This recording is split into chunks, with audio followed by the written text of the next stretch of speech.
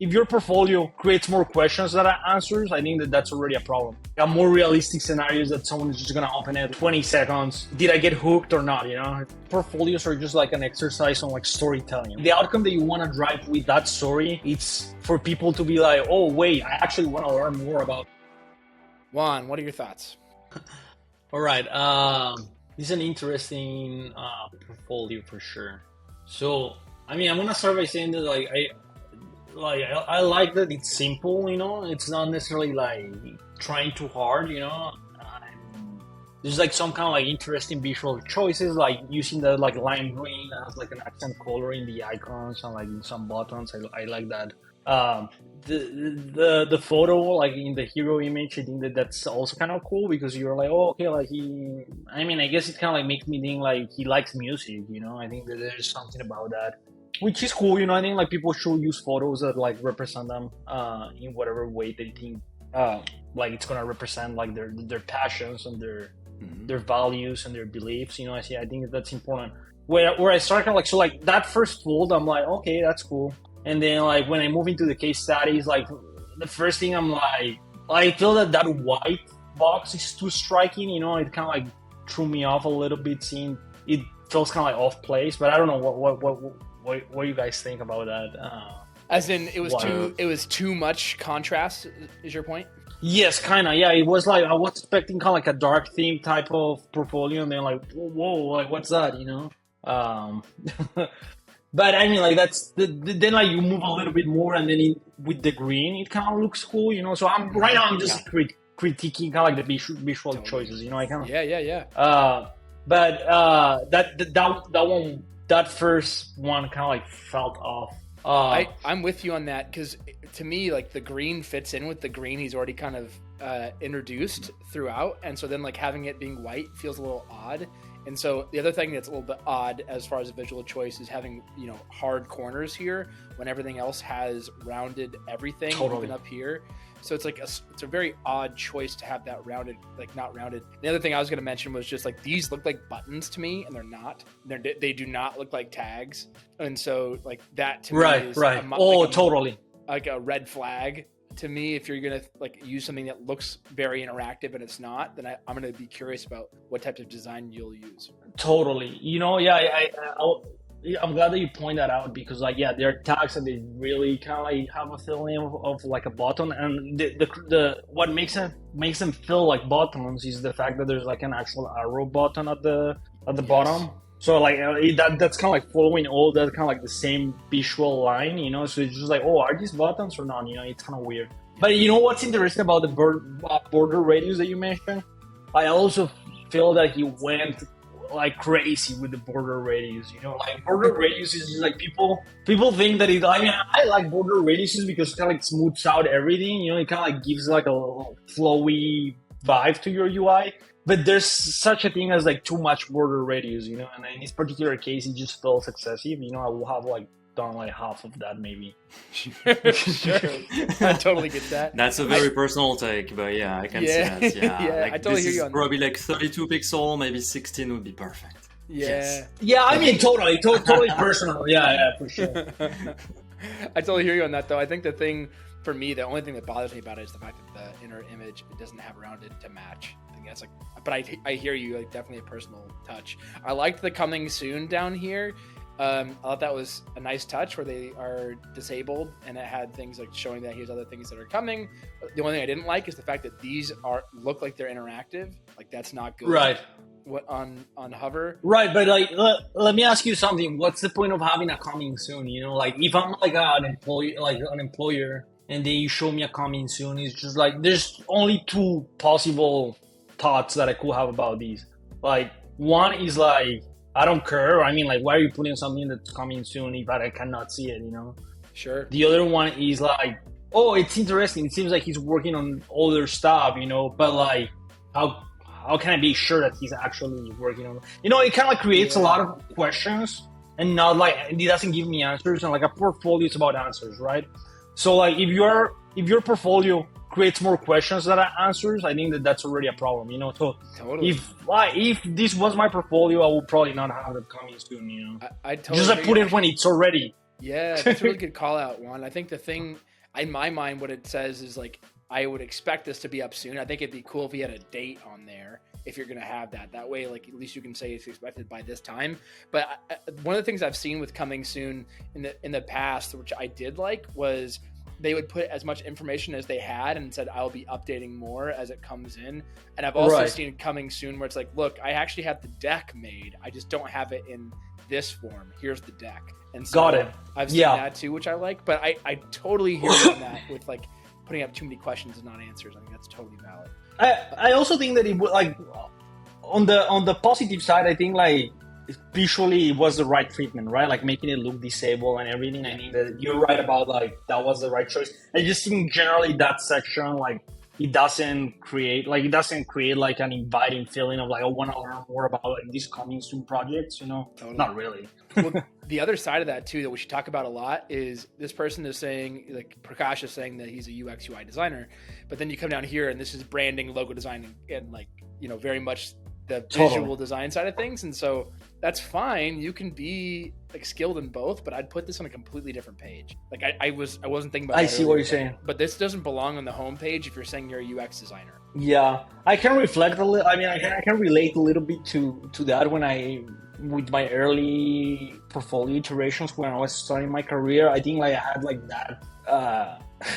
It's kind of funny. You want to show that you can do things, you know. It's like look at me, you know. I can also do branding, and I can also do. But like when I think about it, it's just like, okay, like you should be able to convey that with the portfolio, you know. Which is a big thing that I always tell people about the portfolio. It's like if your portfolio is like a product too, you know. Like the way that you execute on your portfolio is gonna. It's not only about showing your work and putting a bunch of case studies and like just like, oh yeah, it's gonna be cool, you know, like I think I'm gonna like relate to this work. No, like if I don't get convinced visually, then there's already kind of like a big wall for me to like overpass, right? Mm-hmm. So I can relate to the feeling of like I want to show more and I want to show that I'm capable of different things, but I think that there's better ways to articulate that, and I think you're right. Like maybe like adding like creating a different section for that or something.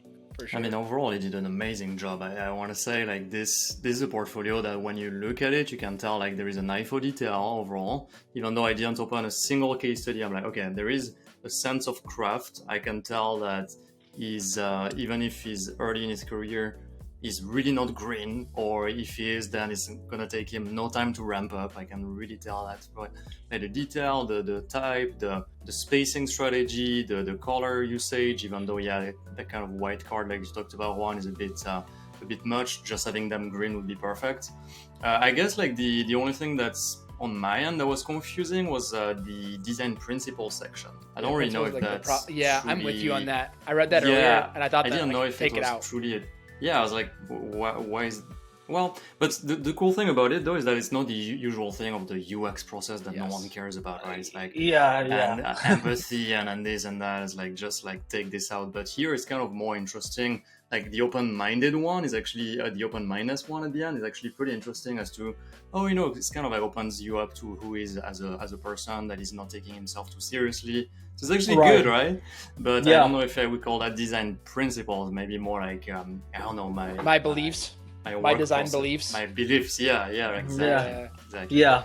Well, I feel like it's. I know we're out of time on this timer, but I'm just gonna add like overall, I'm not I like that there's kind of like an intention with the color and like with the like you see like some craft or like an intent to show craft, and I think that you always gotta admire that like people are trying and not just like putting like some random thing, you know. So like a lot of the things that we're saying are just like things that you like learn throughout, like in the journey of like, oh, maybe I shouldn't do this, maybe I should articulate this better, you know. But looking past that, there's like, you know, like even the choice of the photo, how we created kind of like that little arc, that's like an intentional. If you go up, like scroll back up, like that's like an intentional design choice, right? Like he could have like very well put like a square photo and like call it a day, and he went a little bit beyond that. It's like a doorway into his life. Yeah, exactly. Yeah. Okay, so what's your rating then? What's your rating, Juan? Yeah. I'm gonna say meh, but like I'm also like very kind of like the like Prakash, if you're listening to this, like don't take like don't take it personally. You know, I think like you have a lot of potential here. I think like mainly in the sense that like if I was hiring and like these land on my computer, like and yeah, like you know, like I will say that it's kind of like hard for me to like put this one like in my top, you know. But the other thing is I don't have any reference right now to compare it to, so like. It also depends for what you're hiring for. Like, you know, like unfortunately, like my calibration for this is probably not the first one because I'm like, yeah, I'm trying to kind of like hire for like these like fan companies where like they really put like a lot of emphasis in like a lot of visual choices and like intentionality and whatever. So like I think everyone should aspire to have that level of like strict and like rigorous like approach towards showcasing themselves, but like I also think it will be unfair to like say that like that your first version of your portfolio needs to be like that, you know. So calling it meh, but like also thinking that like this is not that bad, you know. And I think this is like actually has a lot of potential and room for improvement, and I like that it like really shows who, or like Prakash is trying to show who he is, you know. And I think that's very important. Yeah, I think I'll give it actually. So let's see, a good. I think a good. Actually, I would give it a good, solid, potentially in between, kind of like a 3.5 star.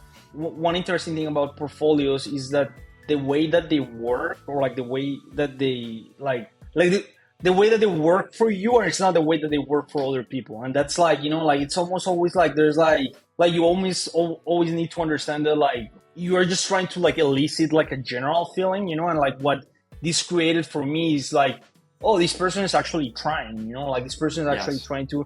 So it had like almost like you're right, Colton, when you said like this could be a 4 or a 5, because like if I look at this like as a wireframe, like it has all the potential already, you know, like this has the potential. Maybe he has more interactivity, maybe he like fixes like some like typographic things, but like it has like it's already kind of like a good.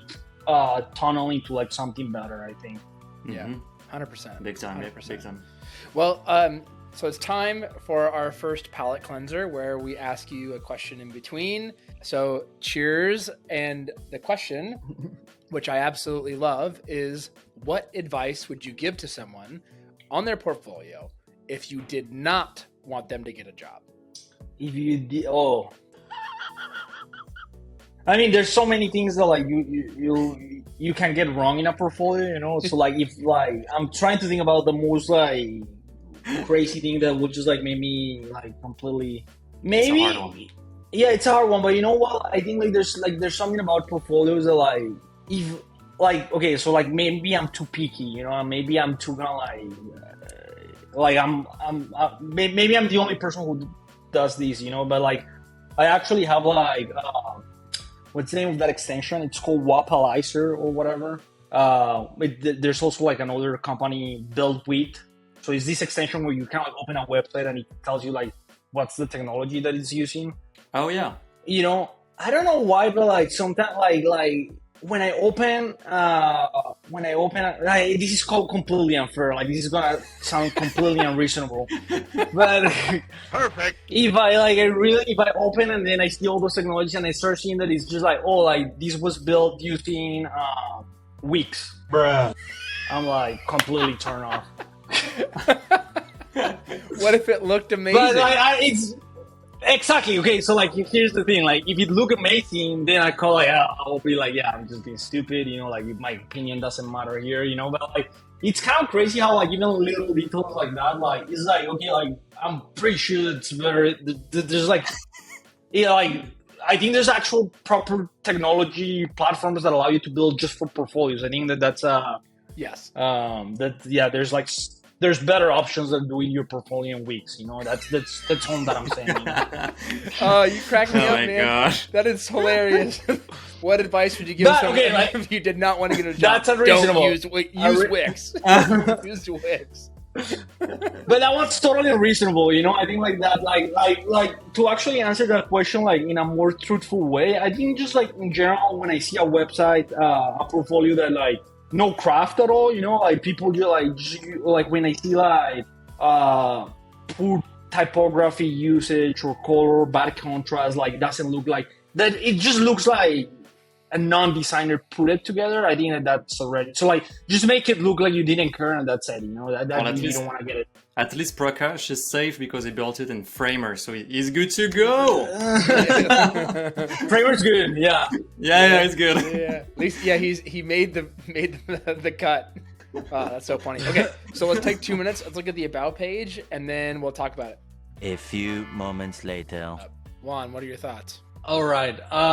Okay, so I think like about me's are kind of pages that I personally have had trouble with that type of stuff, me personally, because like, okay, what are you supposed to like talk about in an about me page, right? Like, am I supposed to talk about my personal life? Like I have seen this advice, and I like sometimes like which is like show who you are, right? Like you want to show your most authentic self, and like that's an advice that I give very often. So like I feel that like in that sense. Yeah, I think about meets are like a lot about showing who you are, right? But like it's hard to show who you are in a more contextualized kind of like designer way, you know. So I mean, I don't have a lot of thoughts. I think like he did a good job of like explaining what's the timeline of his career. He did a good job of kind of like giving like an excerpt of where he is in his career and where he started. Could it be better? Yeah, for sure. You know, like there's always like room for improvement on these things. But I think he did kind of like. He gave the information that I think I needed, you know. It's just like let me see, like, you know, like we were talking about like where exactly is in his career in terms of like design expertise, and he gave that information, which like actually makes this a little bit better because now I understand that he was like a design engineer, or like he probably was like an engineer trying to learn more like about UX UI, and he did some like courses, and then like there's like some evolution being shown here, you know. Ludovic, what are your thoughts on this page?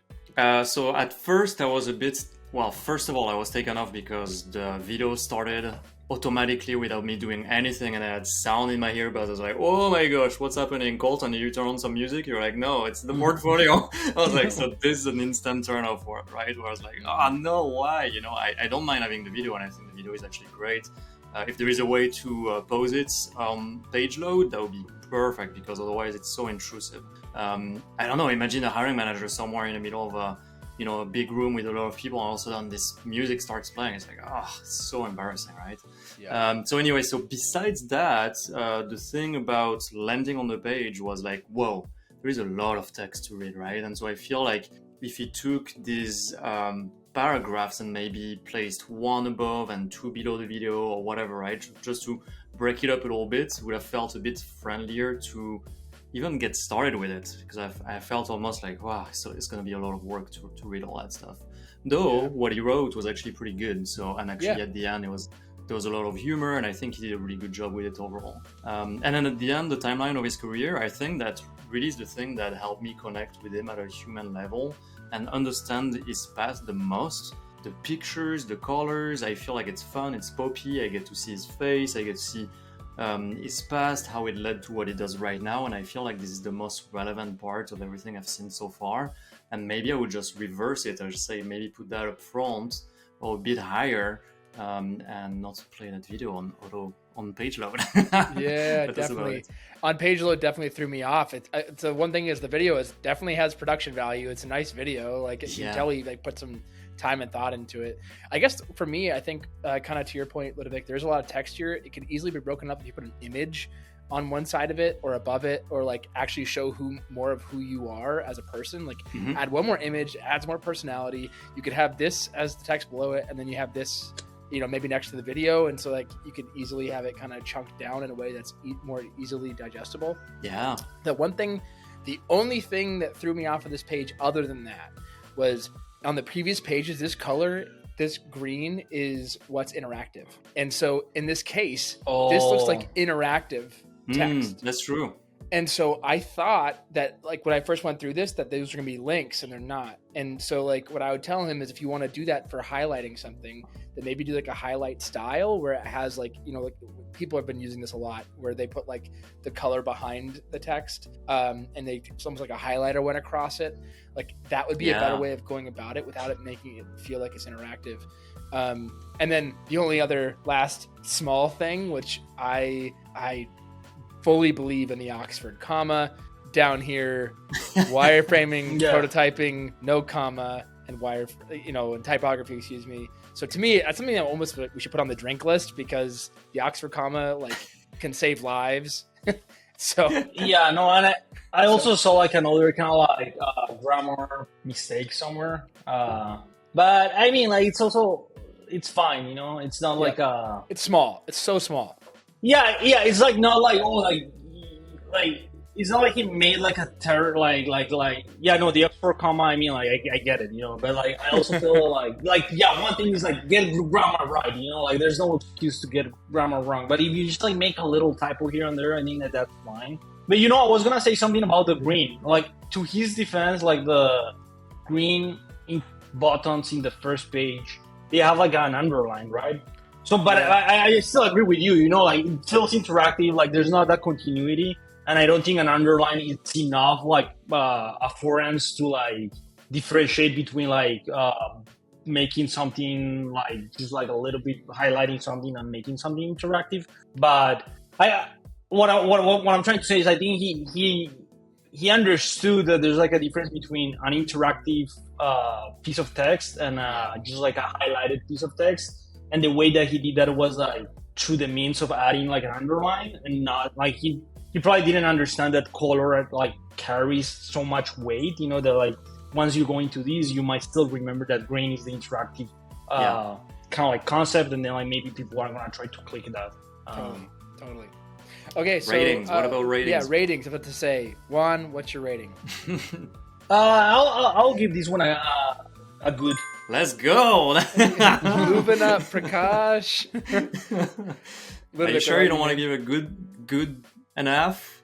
Just like a good. No, just kidding. No, I was gonna say something about this page. Like one last thing about this page. Like ultimately, like not everything is about design. Like you want to present things well, but like sometimes it's about like the content too.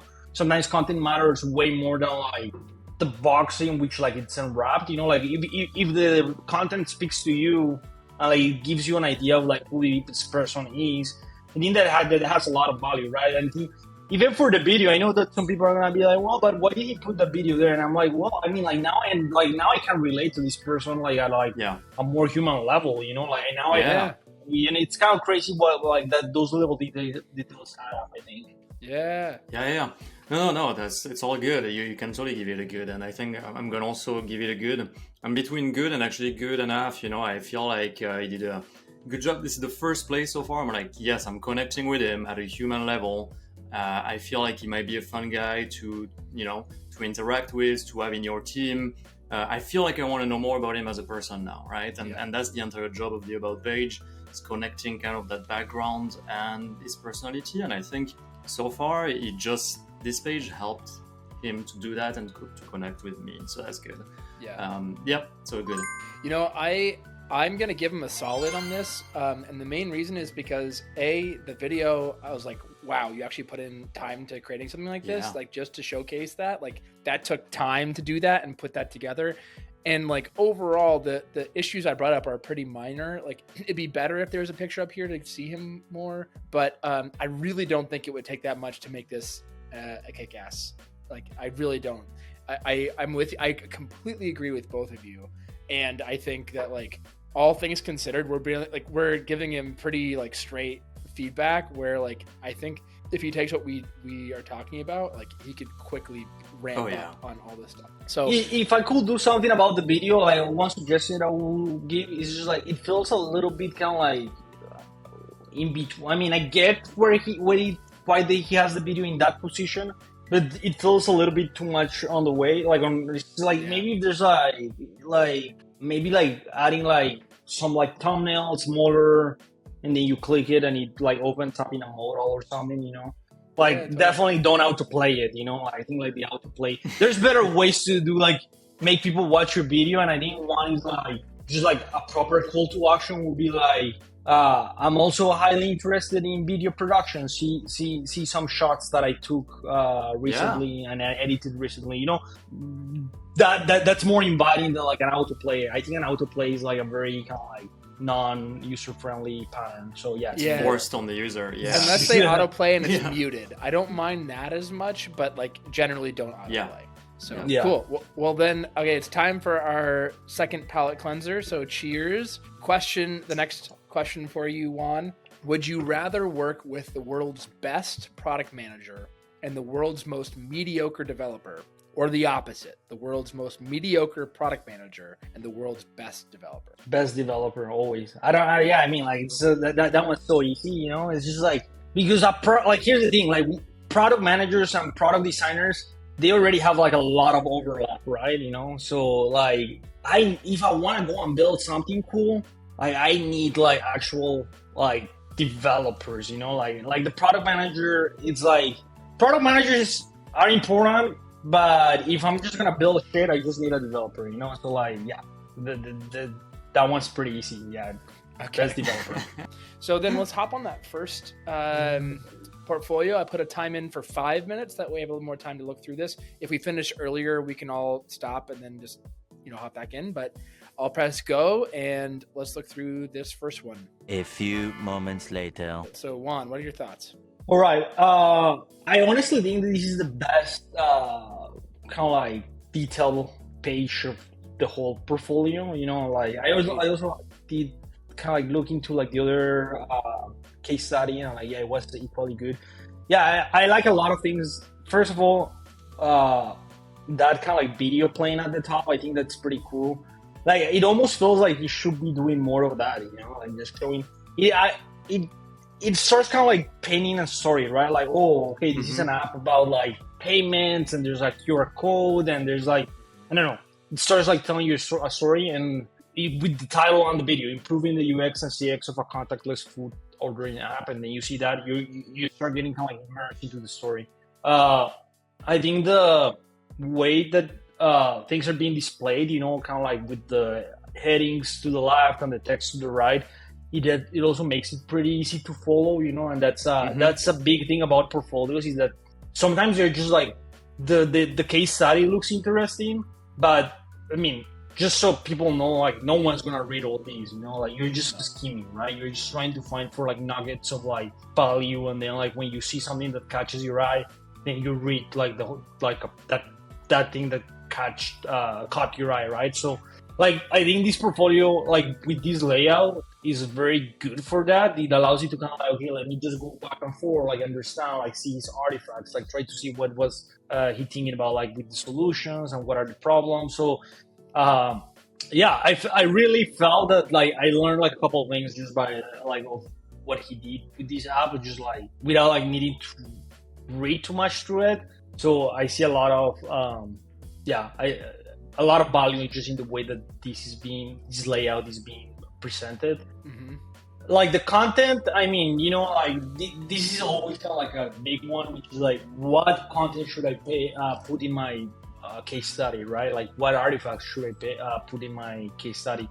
I don't know if he had more. I don't know if he had more to show, but I think like the one that he showed, it's good, and it explains like real UX issues, you know, like, oh, like for instance, the one with the sign up, there's like the user journey of your sign up. If you position the sign up page like as a kind of like, you know, like as a gatekeeper of your experience, you might not be helping your users to get like engaged and then like actually signing up, you know, like he kind of like goes and explains that, and I really didn't have to read it. I just like a couple lines here and there, and just like the context of the screens gave me all that information, right? So I think that's pretty cool. Even the interactivity of like the headings just kind of like stick to the top while you're scrolling. I mean, this is solid, you know. I really solid. Yeah. Is that what you're gonna give him? Yeah, I'm gonna give him a solid. Yeah. Oh, Wow. you love to hear it. Let's go. Prakash, feel good about yourself. From man 0.5 to good to solid. You love to hear Let's it. go. Gosh. That's a way to build it. It's better than solid to Needs good an overhaul. to meh. Yeah. But to be like the important thing here is that like you know, like impressions matter, right? So like like it seems that the good stuff was in the case study, but what are the chances that as someone who is hiring a designer, based on the first impression that his homepage gave me, what are the chances that I'm gonna land on this one, right? So there's a lot of kind of like it might be a lot of like rearrangement of like pieces and like trying to like I think like the potential of this portfolio is just hidden behind the storytelling and like the order of like the information that he's presenting, right? Yeah. If he nails that, I think like he could have a pretty cool portfolio. Yeah, totally. I think I have to agree with one of the first thing that you said, one which was that video. At first, like, whoa, this just grabs my attention instantly. Plus, it's 100%. Such a professional-looking video, and for a second, I wondered, wait, did he take that video himself? Because in his about page, he took some pretty serious, some pretty good shots as well. But then I was like, probably not. But anyway, it's kind of a cool way to help me connect. In a weird way, just ups the entire page quality by a long shot, and it's just a video that he just uploaded, right? So it's kind of an interesting thing to think about. It's like we are so irrational in the way we judge those pages, and this video just wow. Okay, I don't see that every day, so that was a good thing. And then the next thing that really shocked me on this entire thing, so like you said, the information architecture of the page, having the sticky headers follow you, so you're still in context with what's happening, and then okay, so it could be a good thing or it could be a bad thing for him, but I think it's a good thing, but it could be divisive. I think in the way he presented his findings part 1 all the way through part 4, where it's like UX issue with sign up, here is the solution. It's a lot of quick back and forth, and so it's super nice for hiring managers who don't want to spend too much time. They just want, so I just care about one. I'm not going to read everything, but at least it gives you, here is the problem, here is the solution. It's such a quick snapshot, and I think it's so cool because we don't see that super often. We often see, here is the problem, here's all the things that I've done, and it's like pages and pages worth of stuff, and then at the end the solution, right? And so and that's what I'm saying. I don't know if it's a pro and a con, but I feel like it's very unusual. And at least it caught my attention as to, wow, it's not a usual structure of how it's typically laid out. And that kind of helps me also to feel like, wow, he does things differently. And I want to talk to this guy, right? But that's just important. Me, right? So it's important to point out there, though, that like a lot of times people do this very wrong when they do problem solution because they don't talk about their why. One thing that Prakash does very well for the most part is talk about why he makes his decisions. So like as you're going through it, you can see why you can read why he made the decisions and understand it. And like realistically, this entire case study that he's showing is 4 case studies or 4 or 5. All in a course of 2 years in one screen. And so the only downside of this is like if I wanted to read more about one specific part of this, or like I wanted to know more about this first thing, with sign up. You have to invite him and have him come over, which is good. At the office. But I guess the only other side of that too, which I'm sure Juan will 100% back me up on. I know you will too, a little bit, because you're like my other brother, so I know that. But is the fact that like I can see his visual design ish, but I can't actually see the final thing. And so I wish he had his Figma screens here so I could see what he designed. So that way, because I can kind of see it, but I can't zoom in on this. And down here, I can't actually see, but like barely. I can, but from a glance, I can tell this guy knows what he's doing generally with this. Like his visual design is on point. Like I don't see any issues. I don't think that anything here has like problems. There might be some ever so slight visual accessibility issues, but generally I can tell this guy knows what he's doing, which is awesome. It's just I wish I could see a little bit more. And so like I would also agree, Juan, I'd give him a solid as well. I'd give him a 4. And it's like I just want to get a little bit more on like maybe your decision making or like the research, like but not much. But then like really the final, like what are your final screens so I can see what you produced. Right. Yeah, no, I think like, okay, so like here's the thing about like portfolios in general. Like portfolios are just like an exercise on like storytelling, right? And like the outcome that you want to drive with like that story, it's for people to be like, oh wait, like I actually want to learn more about that person in like a call or like in person or whatever, as like we were talking before, it's like kind of like trying to like, come to the office and we will talk, or like jump into a call and we will talk, So like, it's kind of funny how like portfolios are also kind of like an act of like trying to kind of like tell a lot about yourself But not saying too very much. little. So yeah, not too much. So people are kind of like, oh, okay, like I actually want to learn more. I will say that I agree with you, Colton. That like it's I think like maybe there could be a little bit more emphasis on the visual artifacts that are being produced. Like even the storytelling could use some improvement because like background story, product challenge, problems to solve, and then you talking to users, questions asked. It's even kind of hard to understand like is he talking about the same problem all the time or like is he jumping between problems? Yeah. I mean like the layout is so good, the information architecture is so good, the it's kind of like it's there's a lot of good things here, but there's always like an opportunity to make this like a more clear linear story that takes you to the desired outcome, which is like let me call this guy, That's why I was saying in terms of his findings part 1 through 4, right? It feels like it's such an unusual thing to go so fast between, the problem, the issue, and then the solution that I was like, it could either go in his favor or not. And I don't know. Right. And it really depends on the hiring manager, right? I feel like for me, overall, seeing the entire portfolio would be like, I actually want to talk to this guy. I need to know more, right? But someone else might say, oh, wow, I wish I knew more about the why, right? It's more like, can he unfold problems more? And then you wouldn't give him a call, right? But that's why it's always 50-50, right? So Ludovic, what would you give this? I think I'll give it a... it's so unusual. It's so solid. I think I'll give him a solid. I was between good and solid. I was kind of in between. Nice. Well, Prakash is our first portfolio that we reviewed that's gotten a solid on anything. How's that for a slice of fried gold? Yeah, boy! So far, with the previous few that we've done, we've not given out a solid, I don't think. Maybe I'm wrong about that, but I'm pretty sure. Yeah, but here's one caveat too, I'm just gonna say this one's very important. Like it's just like we could be like just like it started with like a so mood and like ending up in a good mood, Like maybe we did this tomorrow again with like different moods. We will be like man, because like I'm not saying that his portfolio is man.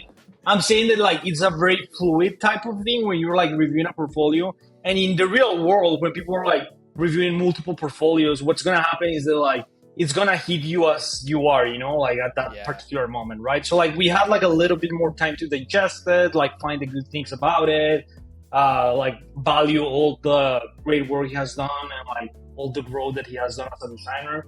But it's also like very kind of like synthetic situation, like a more realistic scenario is that someone is just gonna open it like 20 seconds. Yeah. 100%. Did I get hooked or not? I think, exactly. It's like, Exactly. So last palette cleanser for you.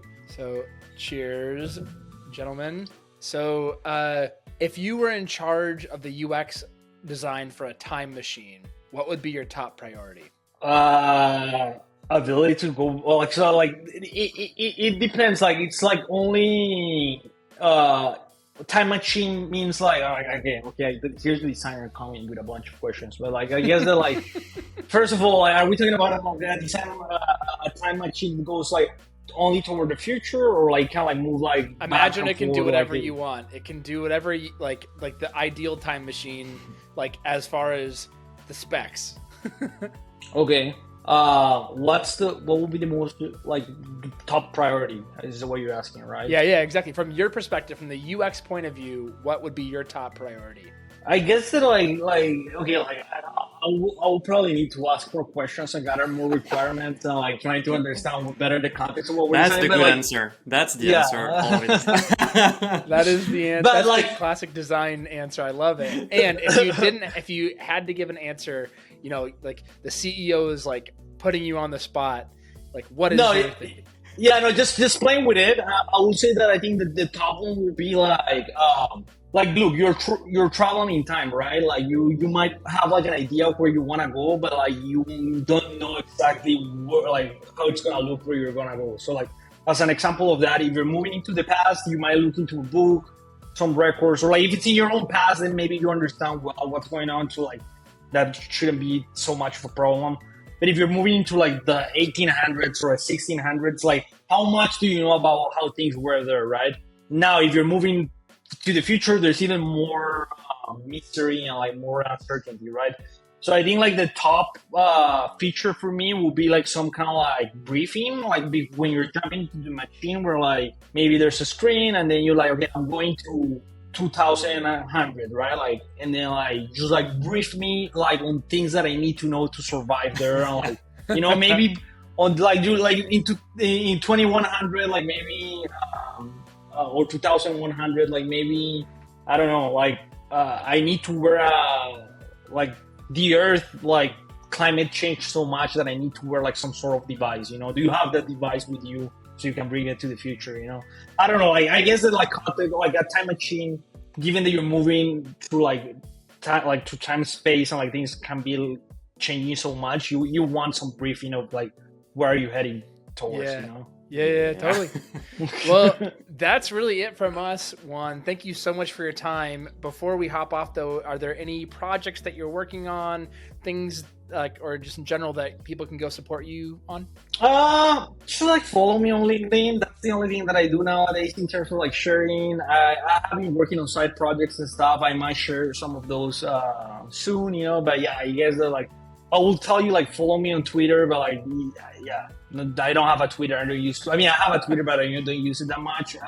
But maybe if you wanna follow me on Twitter too, yeah, you can do that. Who is Juan? And yeah, like, but mostly LinkedIn, which is what I do right now. Well, I always appreciate your posts. I feel like there's always something new that you say that I get something out of or learn something new, and I like every time you drop something, I'm like, gosh, I can like. There's a reason that your growth on LinkedIn went like that. Like it's because you drop amazing content. It has been fun. Yeah, I think like LinkedIn is fun, but like I also kind of getting burned out on it a little bit, you know. So like, just like FYI, if you're listening to this and you're gonna follow me, like maybe you're getting me at a point in which I'm gonna start posting less. But like we'll see. You know? I get it. I totally get it, man. I totally get it. Well, thank you again, Juan, for being here with us. So appreciate your time, and we'll hope to get you on in the future. Yeah, for sure. This was fun. Thank you very much. Thank you for the invitation. Yeah, of course.